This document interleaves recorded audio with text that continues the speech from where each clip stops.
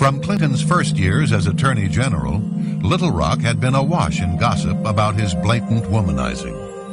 After he was elected president, Arkansas trooper bodyguards and others would testify to his extramarital relations with literally hundreds of women. State Trooper L.D. Brown stated that on state time and using state cars, he drove the governor to over 100 extramarital affairs and guarded him during those encounters. Brown was Clinton's favorite trooper, and he received dozens of books from the governor, many of which he still retains. In one law book, there's a sentence to the effect that adultery is not a crime and is underlined twice in red.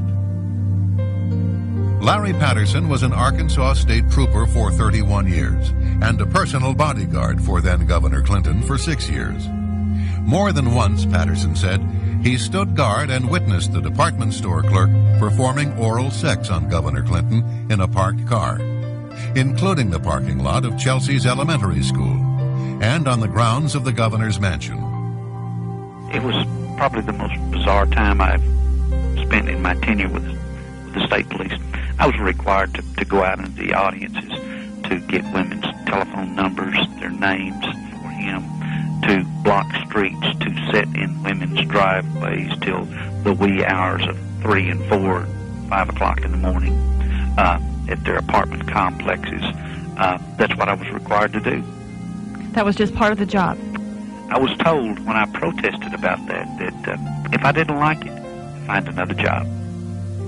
Did you feel soiled? Did you feel in any way disdain for this man that you were assigned to risk, quite frankly, your life for? But your job did not turn out to be saving his life or protecting him.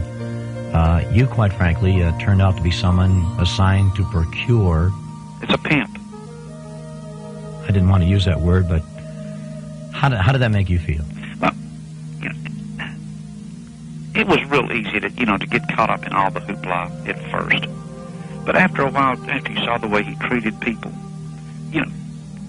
that's not the way that I was taught. It was not the standards that I was raised by. And it bothered me a lot. And to the point where I talked to my supervisors about it, I talked to the director of the state police about it. And I was told, yeah, that's part of your job. In fact, Bill Clinton told me one time, he said, Larry, you may be required to lie, to steal, to kill, to protect me, to cover me. Was his words. On yet another occasion, the governor arrived at the Little Rock airport. Clinton told his bodyguards that he was going to be driven back to the residence by the Arkansas lawyer who had met the plane, so that she could show him her new Jaguar. On the ride back, he drove, and she was nowhere to be seen in the car.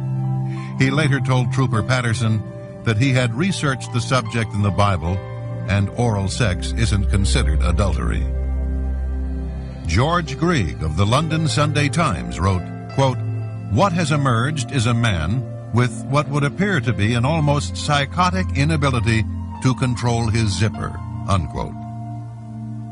The repeated testimony of state troopers would show that Clinton rated women as objects, ripe peaches as he called them, purely to be graded, chased, dominated, and conquered. The governor had been predatory even toward one of the troopers' wives and toward another's mother-in-law.